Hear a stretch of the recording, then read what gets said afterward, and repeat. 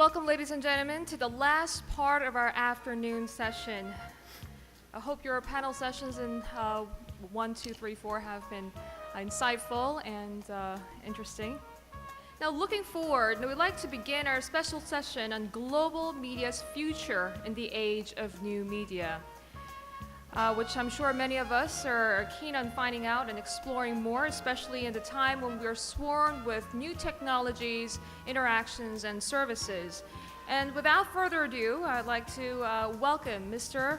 Manny AYALA to the floor to lead this discussion. Just to give him a few information about Mr. AYALA, is the chairman of Hash Incorporated, a technology incubator focused on building digital brands. And he's also the chairman of the board of Rappler.com, which is a social news network based in the Philippines. He also held senior management roles for Discovery Channel, the Turner Broadcasting, and Star TV. Ladies and gentlemen, please welcome Mr. AYALA to the floor. Thank you very much, and welcome to today's last session, Global Media's Future in the Age of New Media. I think we are going to chart the course of and the future of new media today, right? I think. Anyway, you know things are different when the following things happen to you. 1, your 91-year-old father-in-law Skypes you on his iPad. Number 2, your 80-year-old mother who's on WhatsApp on an iPhone, living in the States, and I live in the Philippines, expects you to answer her WhatsApp message the instant you wake up. And number 3, your 16-year-old son gives you a term paper, and 90% of the footnotes are from the internet, and only 10% are from books. So you know you're in a different era. Advances in technology today have created very, very many new ways of creating media, many new ways of consuming media. Today, anyone can create media. How many of you remember the cover of Time magazine in 2006? Well, I'll remind you what it was. It was a picture of a PC, and it said, YOU. You were the person of the year in 2006. And the reason Time chose you was because of the significant contribution people have made to the world of content through Wikipedia, through blogs, etc., etc. So I guess one of the key questions for this panel today is going to be, what is the role of media organizations with an environment like that? How do media organizations retain the interest of consumers as they grow increasingly connected, global-minded, creative, and able to participate now in all of these things? So just a little explanation of the format. I think each of us is going to spend maybe 5 minutes talking about your companies.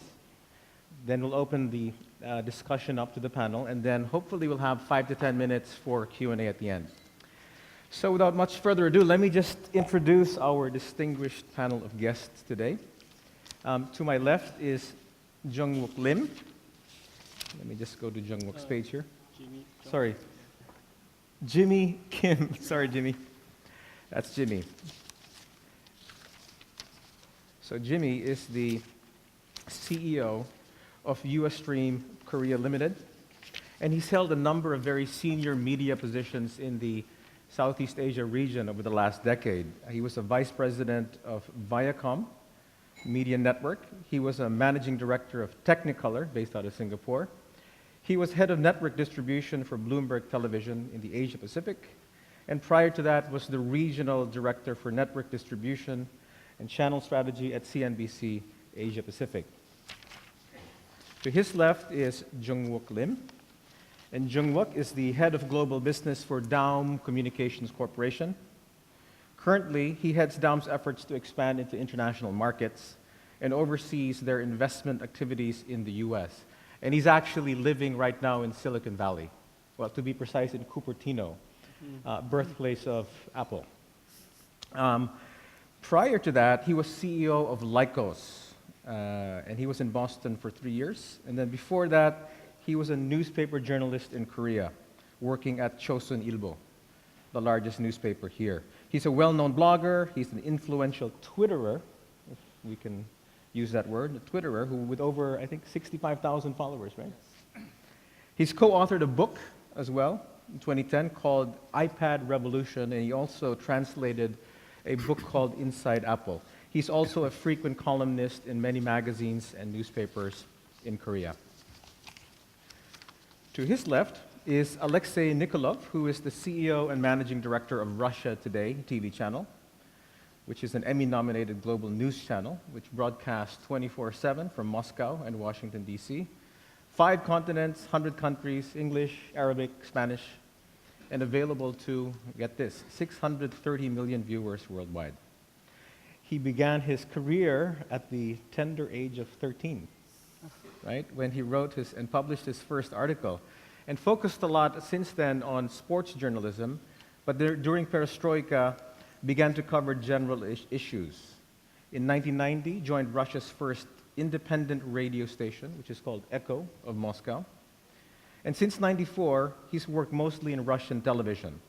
He was instrumental in launching the national network REN TV. He was also Russia's first golf commentator and occasionally serves in this capacity at Eurosport and sports TV channels. He's a professor of journalism at Sholokhov Moscow State University for the humanities, and he joined Russia Today, now called RT, in 2005. Married for 31 years and has 2 kids and a granddaughter. To his left is Deborah STEELE, who is the editor of Asia Pacific News Center at the Australian Broadcasting Corporation. This 24/7 multi-platform unit produces radio, TV, and digital news content for ABC's international services, which include Australian Network and Radio Australia, as well as domestic ABC outlets. Deborah's been a journalist for more than 20 years, and her areas of interest include Asia-Pacific audience trends, platform convergence, and growing digital audience. Last but not least, we have John Williams from the BBC. So John is the world news editor for the BBC, and he's been a journalist for more than 20 years. For the past 6 years, he's run the international reporting arm for the BBC, shaping the agenda and strategy, managing a department of 200 staff in 30 different countries. As the executive running BBC's field operations, he's led crisis management teams following the murder of one colleague by terrorists and the 5-month kidnap of another, which ultimately ended with his safe return. He's also helped drive BBC's movement to social media. In 2012, Foreign Policy magazine named him as one of their top 100 Twitterati. Okay, so I've been asked to lead off by sharing with you some of the things we're doing in my company, which is called Rappler.com. So let's just cue that up.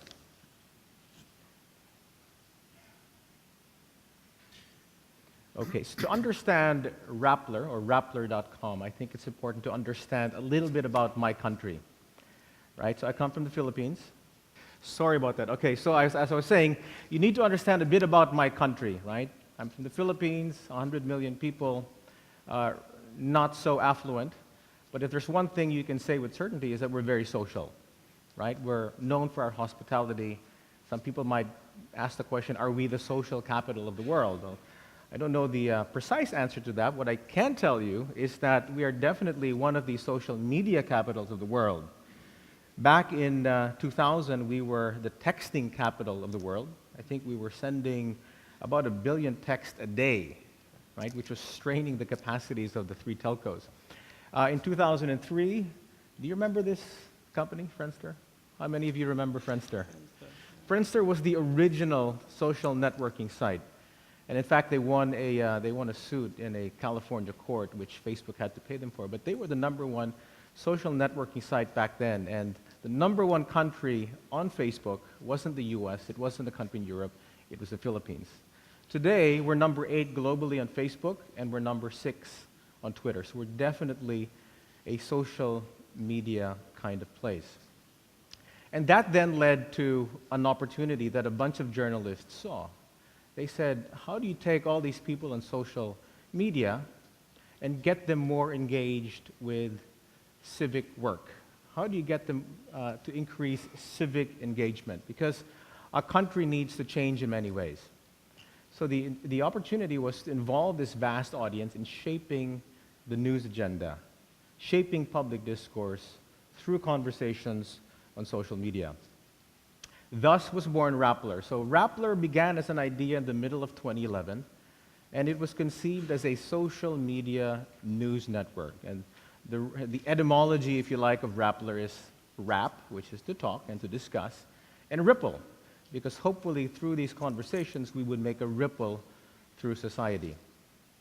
The purpose is to inform Filipinos, inspire them to interact and participate in nation building by providing a credible, creative, and interactive social news platform.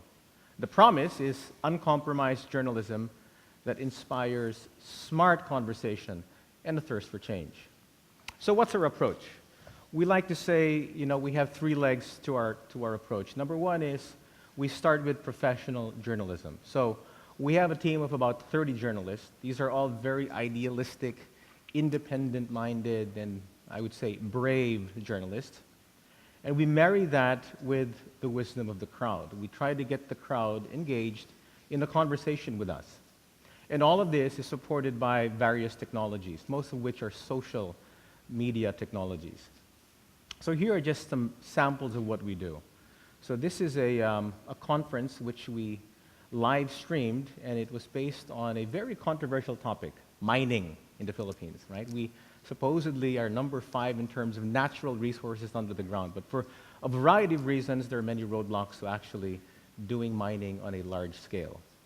So we got this conversation going through a Twitter stream, right, which is on the right. And you'll see later on that we were able to get this topic trending both in the Philippines as well as globally. Here's another one. This was a impeachment trial for our Supreme Court Justice. As this went along, millions of people got involved in the dialogue on this topic as well. This one's pretty interesting. On the right is something we call the mood meter.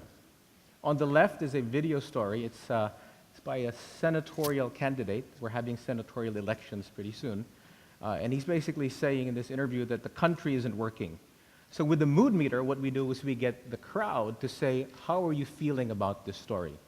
We have 8 emotions up there: happy, sad, angry, don't care, inspired, afraid, amused, annoyed. So what you can see here is that our audience is pretty annoyed, right? 52% of the audience is annoyed with this story. We think it's kind of an interesting thing to look at because according to neuroscientists, 80% of our decisions are emotional.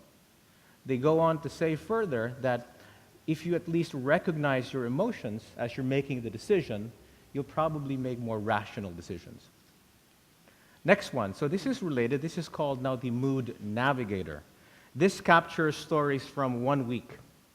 And what this shows is, the size of the bubble is how many people were kind of interested and commented on this.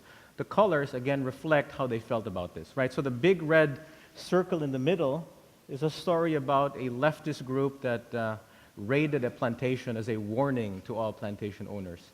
That the big sort of lime green one, which is happy, is there was talk that IKEA, the furniture maker from Sweden, might be coming to the Philippines. So I guess Filipinos like their Swedish furniture.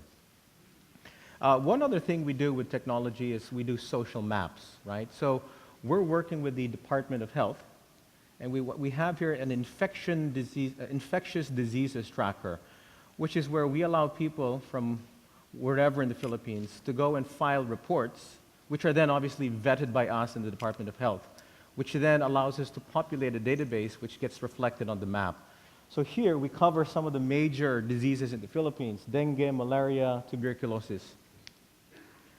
Another thing we do is we actually go and engage directly with the crowd.